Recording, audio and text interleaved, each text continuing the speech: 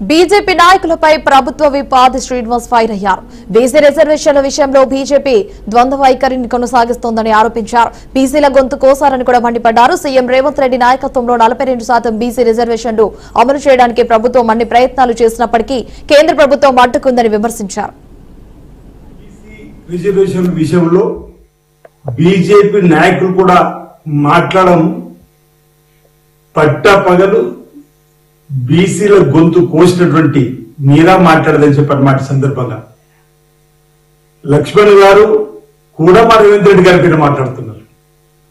బీసీలకు సంబంధించినటువంటి అంశంలో తెలంగాణలో కాంగ్రెస్ పార్టీ ప్రభుత్వం తమ సిద్ధశుద్ధి నిరూపించుకొని అసెంబ్లీలో చట్టాలను కూడా రూపొందించబడి అటు గవర్నర్ గారి దగ్గరకు పంపించినటువంటి అంశము,